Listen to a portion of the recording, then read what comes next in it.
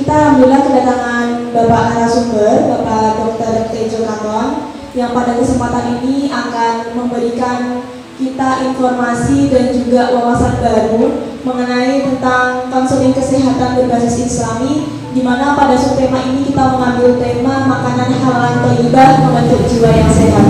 Mungkin pada terkadang di pikiran kita terngiang-ngiang, kira-kira terkadang jiwa kita ini kurang sehat ataupun gimana, itu pengaruhnya dari mana sih? Salah satunya kita mengambil dari makanan. Langsung saja saya berikan Bapak Dr. Tejo Katon untuk menyampaikan materinya. Monggo Pak. Bismillahirrahmanirrahim. Assalamualaikum warahmatullahi wabarakatuh. Alhamdulillahirabbil alamin wa bihi nasta'inu ala umuri dunya waddin. Wassalatu wassalamu ala sayyidil mursalin sayyidina wa maulana Muhammadin wa ala alihi washabihi ajma'in. Amma ba'du. Alhamdulillah, saya senang sekali bisa ketemu di sini ya. Sama-sama pejuang yatim piatu. Sehingga untuk membentuk jiwa yang kuat, Islam itu perlu orang yang kuat. Sehingga memang perlu sekali bahwa makanan yang masuk dalam tubuh kita itu harus halal dan thayyib. Halal itu juga belum tentu thayyib, apalagi thayyib. Contoh makanan yang halal tapi tidak thayyib, makanan yang kadaluarsa itu halal tapi tidak thayyib. Mungkin kalau di dahar orang ini, ya kan, kadaluarsa sudah basi, kemudian orang enak. Halal masih bagus tapi tidak thayyib buat jenengan ada. Contohnya misalkan jenengan saya urut di roinggil darah tinggi, disediani tongseng, kambing, itu halal. Mungkin cara memperolehnya, cara masaknya, cara ininya halal semua ya. Tapi buat jenengan yang berkasus tidak tahu ya, ngertos ya, tahu ya. Nah, sehingga memang perpaduan itu bagus sekali, halal, thayyib. Halal itu artinya boleh, diizinkan. Thayyib baik, bagus. Jadi harus ada perpaduan ini kok. Memang hampir 60% ya, penyakit manusia itu dari sesuatu yang masuk dalam perut. Makanya Kanjeng Nabi itu mengklasifikasikan yang masuk dalam perut itu sepertiga, hanya sepertiga yang makanan. Itu pun dalam rangkaian proses masuknya juga harus dengan cara yang thayyib, yang benar. Contohnya manusia 14 abad yang lalu itu disarankan bahwa kalau dahar tidak bersandar, kan gitu. Ternyata setelah dikaji, orang itu kalau dahar sambil bersandar itu halal ya, halal ya. Kenapa kok tidak thayyib? Pada saat bersandar kayak gini itu lambungnya melebar, sehingga manusia akan merasa belum kenyang walaupun sudah kenyang. Itu ya. Dia bersandar itu akan merasa belum kenyang walaupun sudah kenyang. Sehingga nanti kalau berdiri terus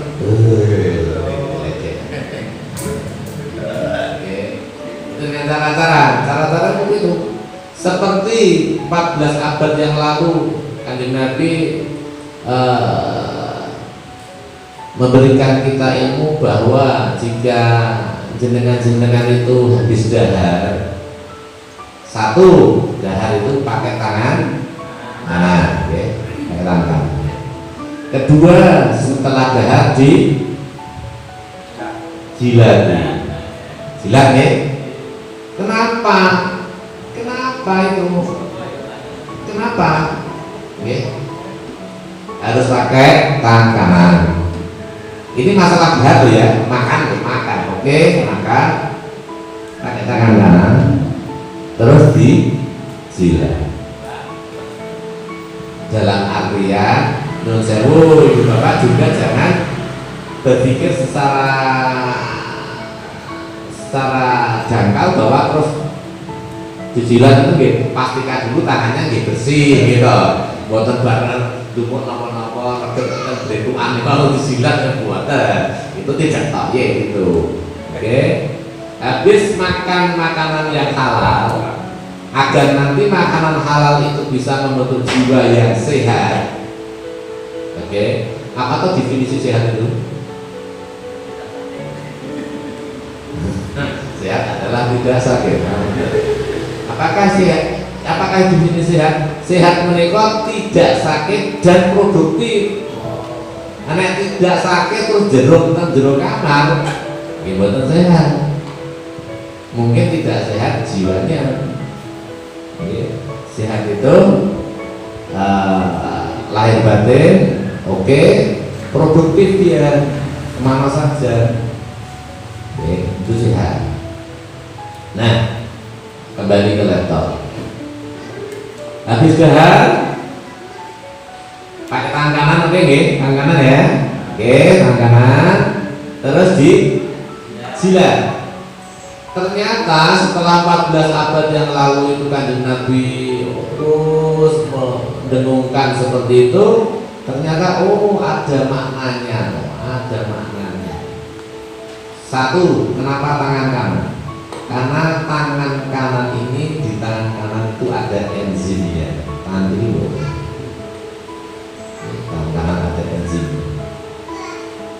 Kenapa kok dijilat? Ternyata enzimnya itu berada di pucuk jari-jari. Oke, enzimnya namanya enzim RNA. Tugasnya enzim itu adalah mengikat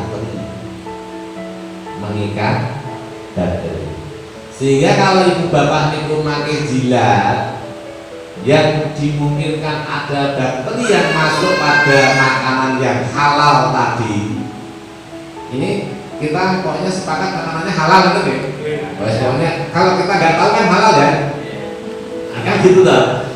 Saya mau makan ini, saya nggak tahu tadi cara ngitung ini, tapi saya nggak tahu halal buat saya kan, iya.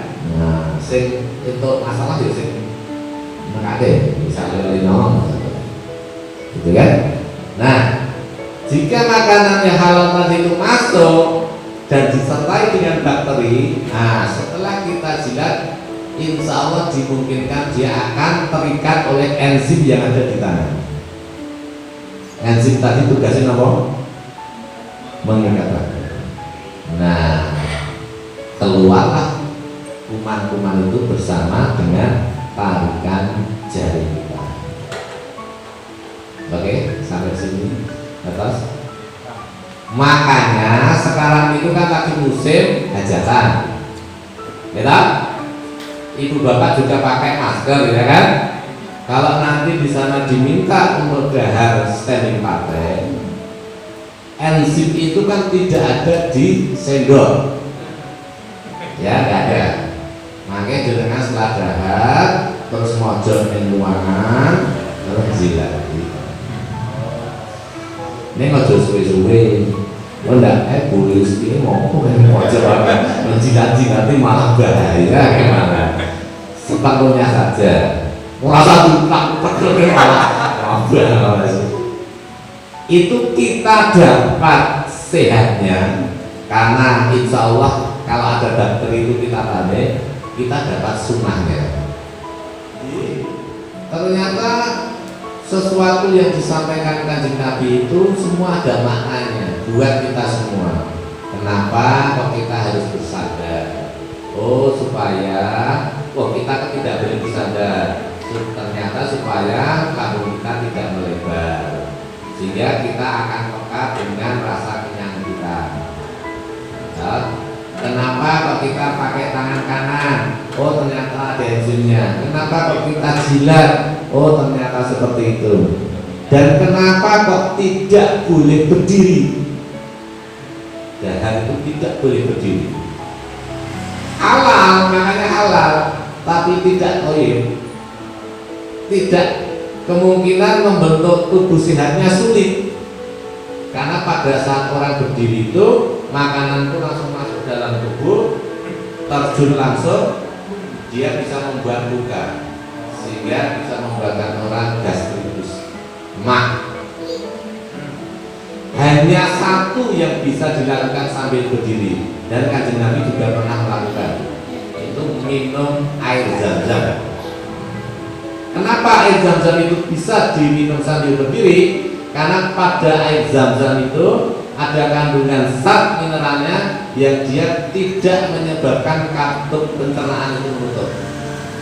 Oh, itu hebatnya ya. Nanti kalau dikaji 3 GPL nanti sampai malam. Oke, jadi tapi kalau lainnya itu bisa membuat orang itu katup pencernaannya tertutup, bisa tersedak. Oke, terus dari cara makan pun ternyata bermasalah kalau kita tidak mengikuti cara-cara yang baik dan benar. Bisa halal, tapi tidak toyib buat tubuh kita. Kalau makan itu kan harus ya. Apakah ada yang bisa tahan tidak makan berhari-hari? Minum juga, kita. Orang itu harus makan karena perlu energi untuk mengganti sel-sel yang rusak. Oke. Apalagi pada masa COVID seperti ini, itu imunnya harus tinggi. Imun itu kalau tercipta jika manusia menyerap dahannya yang bagus. Sariawan itu salah satu ciri manusia itu imunnya turun. Padahal medeni ya. Jenengan harus percaya bahwa COVID itu ada loh ini. Harus tekankan dulu ini. Monggo, imun sangat bagus jika kita makan yang halal dan thayyib. Halal itu dibolehkan. Makanya tadi saya bilang halal, halal. Nah, kalau di Arab sana kan gitu, halal, halal. Makanya monggo ya, dibuat diri sebagai seseorang yang bersugesti yang baik. Karena hampir 80% orang sakit itu karena sugesti. Depan saya ini sate kambing.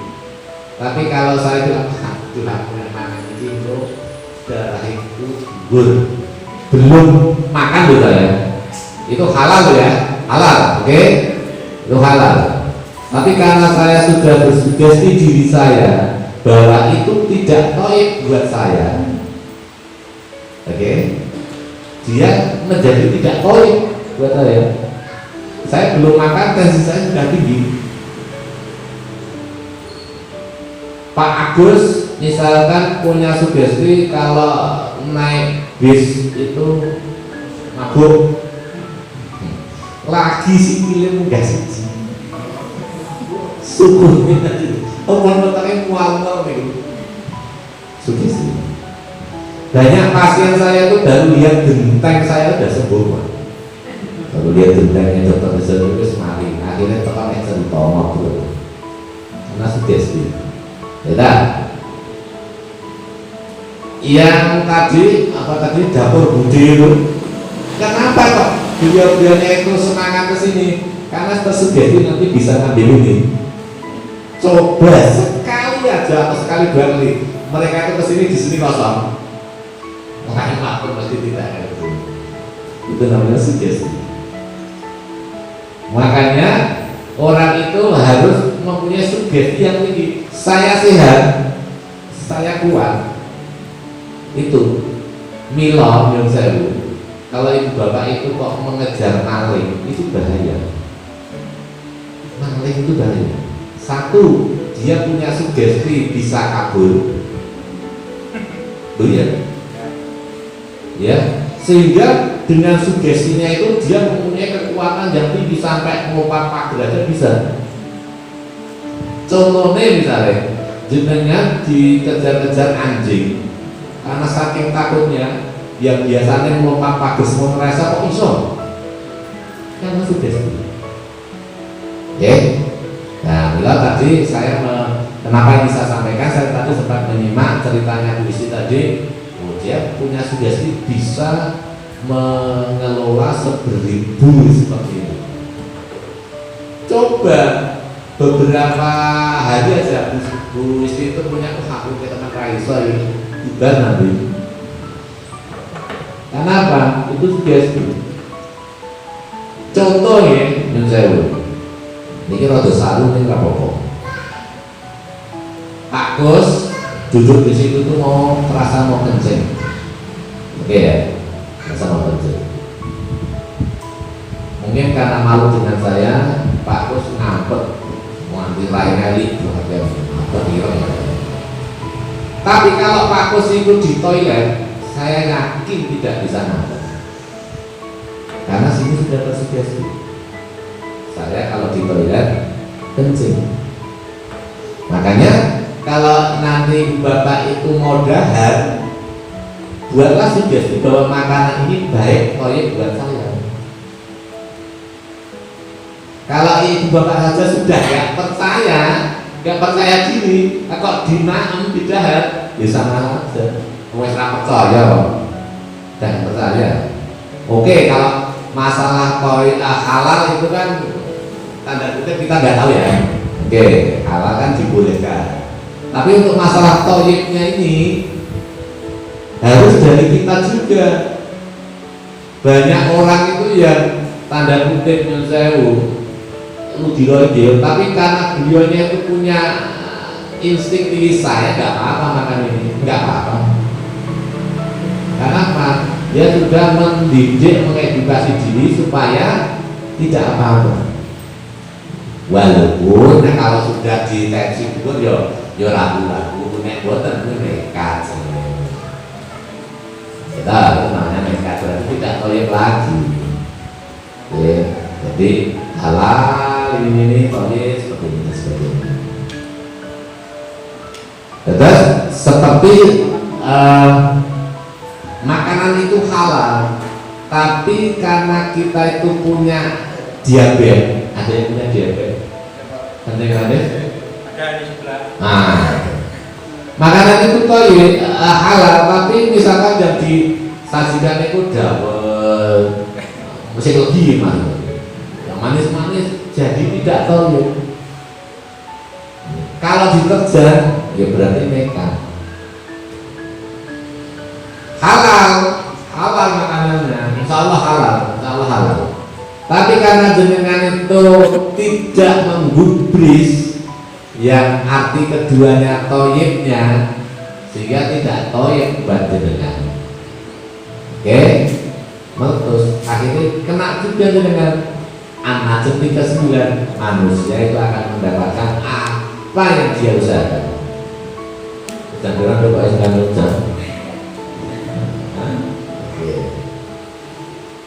dia manusia akan mendapatkan apa yang dia usahakan. Makanya memang harus mensyukuri nikmat. Ibu bapak rawuh di sini berdasarkan Rasul Sinawi sehat, syukur. Cara bersyukur itu yang pertama gimana?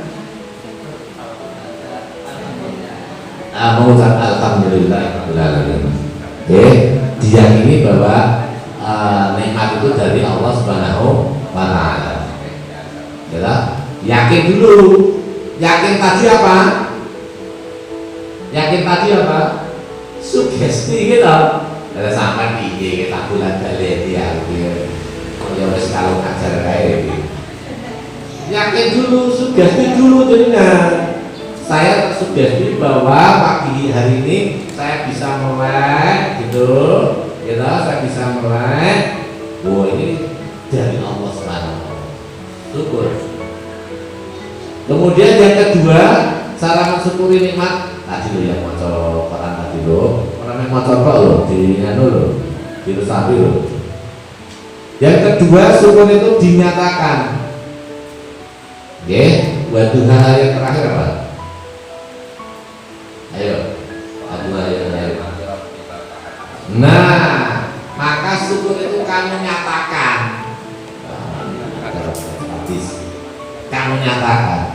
Setelah diyakini bahwa seperti ini dari Allah, nikmat dari Allah, terus ibu bapak utarakan. Terus yang ketiga apa? Diaplikasikan. Yang gue kerja, yang gue dene, yang gue ngopain anak yatim piatu, ya itu namanya syukur. Yakini, diutarakan. Yang ketiga diaplikasikan. Makanya di surat Ibrahim ayat 7. Ayo, Nabi Ibrahim ayat 7. Ayo. Oke, kata kasisan lagi. Ayo. Kula gimana namung spontan lho iki wong gimana gaduh ya ini. Ibrahim ayat 7. Lain saat lazim dan aku. Nek jenengan niku syukur niku sampeyan ya Allah tenanan iki, nggih. Allah kasih nikmat sing akeh. Ya. Saya kasih sehat. Kok terus saya tak bawa ke sini nah, ora. Ya. Tapi nek bersyukur, azab Allah itu pedih. Terus makanya ya itu tadi kembali An-Najm 39, manusia itu akan mendapatkan apa yang dia usahakan. Walaupun kalau mau mensyukuri nikmat, menghitung nikmat itu tidak akan bisa. Wa ta'alu nikmatallahi la tuzuha. Orang itu kalau mau menghitung nikmat Allah gak akan bisa. Buatan saged yakin. Saya tuh punya pasien yang namanya ketamper terus. Nganggo lebih bingung nih. Jenengan sing sampeyan iki syukur. Bangun tidur, ya, bangun tidur. Astane jenengan sing kiwa niku ora iso mbuka, ngene iki tok. Puncuk to lho jenengan, ora iso cawe. Lho. Sing kiwa wae, karo Gusti Allah wis ora iso mbuka ngene iki tok. Wis cukup piye aku le cawe iki lho, bingung kan. Tapi kenapa kok bangun tidur? Oh, bagus ini. Kok nggak bersyukur? Fatimah, Fatimah Azhar. Betul ya? Fatimah itu sampai menyampaikan barang siapa yang bisa minum lancar dan keluar lagi lancar, itu wajib baginya untuk mengucapkan alhamdulillahirabbil alamin. Karena banyak orang itu minum aja sudah loh. Data di sendok ini kok, gitu. Metune itu angel. Metune data di selang, data di apa-apa. Makanya barang siapa yang lancar, metune lancar, wajib untuk mengucapkan alhamdulillah.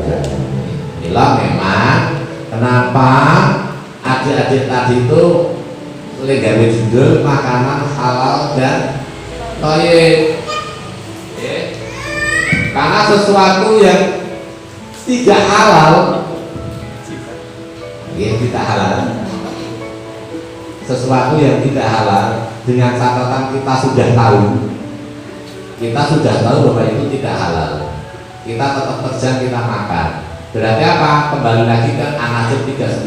Kita akan mendapatkan apa yang kita usahakan. Ya? Oke? Dalam tubuh manusia itu ada segumpal daging yang dinamakan hati. Jika sing segumpal niku kok elek, maka semuanya elek. Nek sing segumpal niku apik, kabeh apik. Ya, pernah dengar minum? Ya salah saiki ya. Pernah dengar Pak? Nah, tapi ternyata di kesehatan itu benar. Jika manusia itu makan, Kemudian itu kok hati itu tugasnya untuk nyaring, saringan. Kalau nanti saringannya itu jebol karena makanan elek, sehingga sing tugasin nyaring pun buatan wonten, akhirnya semuanya akan masuk dalam tubuh. Gila? Hati itu penyaring. Kalau makanan yang kita makan itu jelek semuanya kita makan tanpa kita melihat, memisah-misahkan, klasifikasi, akhirnya hatinya itu jadi sakit, rusak. Kalau hati sakit, itu biasanya disebut apa? Sirosis.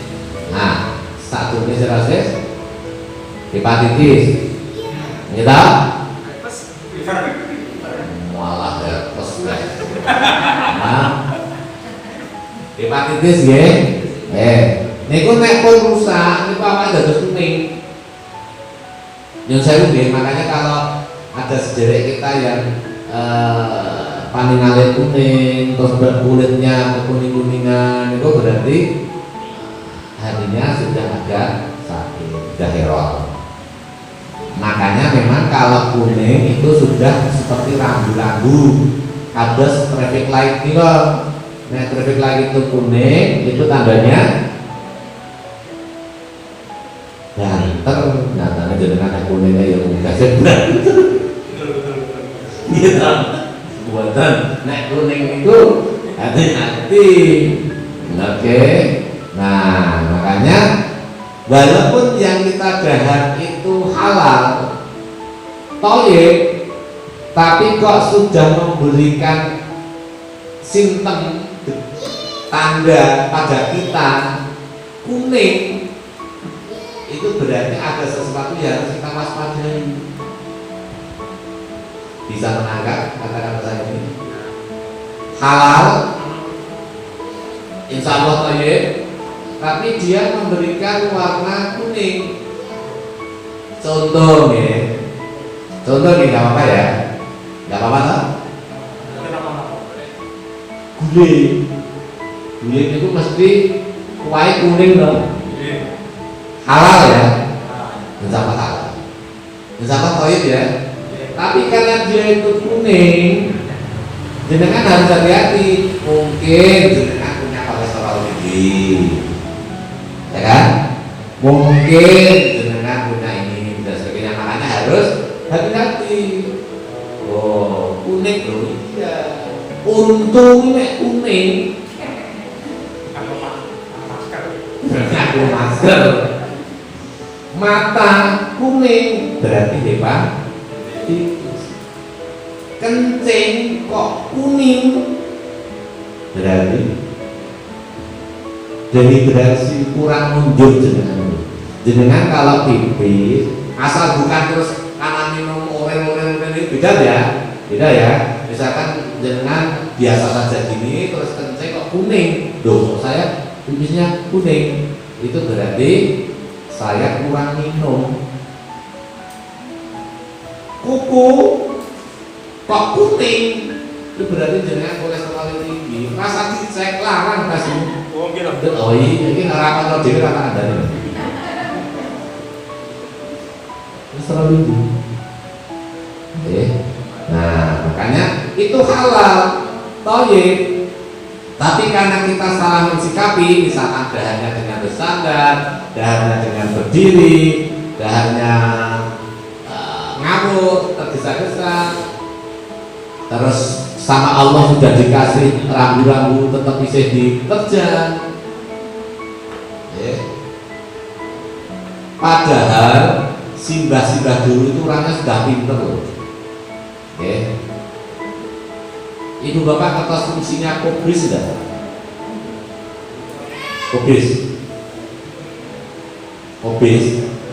Kubis itu fungsinya ini menurunkan kolesterol.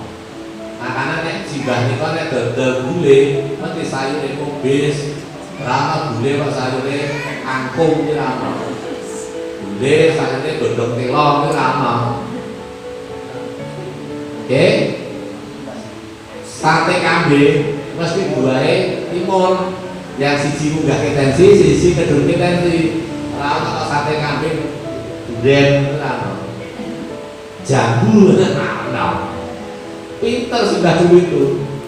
Cuma kita tidak peka. Kita tidak. Kalau ini bahasa saya ya. Kalau Anda itu dikasih minum hangat, bagaimana Anda meminumnya? Minuman panas. Nah, ini sambil jawab begini. Saya dikasih minuman panas. Apa yang disarankan Kanjeng Nabi? Kulkas. Oh iya, mana kulkas. Bila mana kulkas. Diapakan? Dituang kutulah yang kurang. Oh, ada. Oh, apa yang disarankan Kanjeng Nabi? Wah, ini berarti lesinau mana ini? Ayo.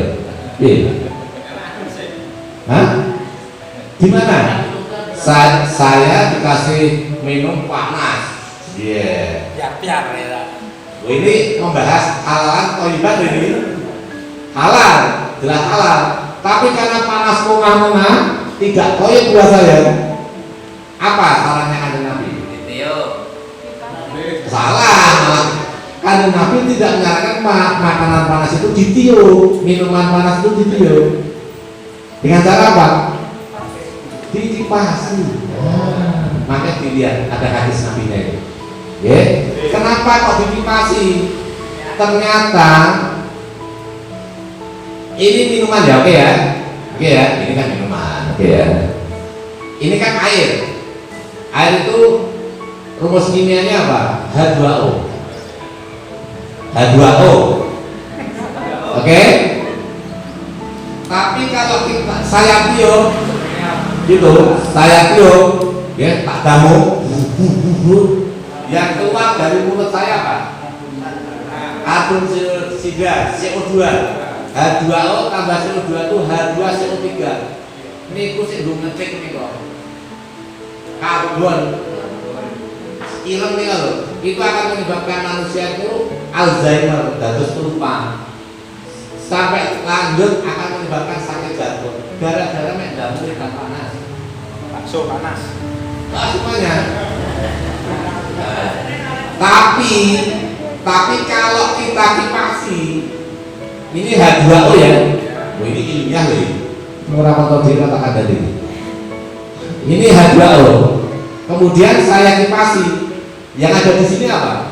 Oksigen, O2. Jadinya H2O tambah O2, oksigennya oke, tambah seger, sehat, tubuh kita jadi sehat. Kanjeng Nabi dan sahabatnya seperti itu. Jadi beliau itu perilakunya aja sudah sehat, tidurnya miring kanan, ya. Dari miring kanan aja sudah pagi gampang BAB, tidak kena stroke, yang bantalannya besar. Mudah-mudahan kita bisa mensikapi, insya Allah makanan saya yakin ibu bapak juga sudah halal, gak usah diterangkan, ya sudah tahu dulu. Bukan tidak halal, kalau saya dan itu makanan yang halal. Kemudian monggo toyib dalam artian itu memperbaiki tubuh kita supaya jadi sehat. Bagaimana itu cara mensikapi kita makan yang tadi, misalkan dikipasi dan misalkan dengan cara duduknya tidak begitu dan sebagainya. Insya Allah bisa toyib buat kita sehat dan punya sugesti sehat yang tinggi. Itu penting loh ya. Sugesti sehat yang tinggi itu penting. Sedang-sedang manfaatnya dan pengampunan dari salahnya. Monggo nanti kalau ada pertanyaan boleh lewat adik-adik ini, biar nanti saya jawab lewat saya. Insyaallah ada manfaatnya, ada salahnya kalau nyuruh sejarah, ya, tidak bisa memuaskan, tidak bisa memberikan ilmu yang banyak. Karena sebenarnya saya itu ilmu saya itu keluar kalau ada yang tanya. Jadi ini betul yang ditanya ini lali. Betul ya. Benar salah yang ngapunten. Bila itu firman. Assalamualaikum warahmatullahi wabarakatuh.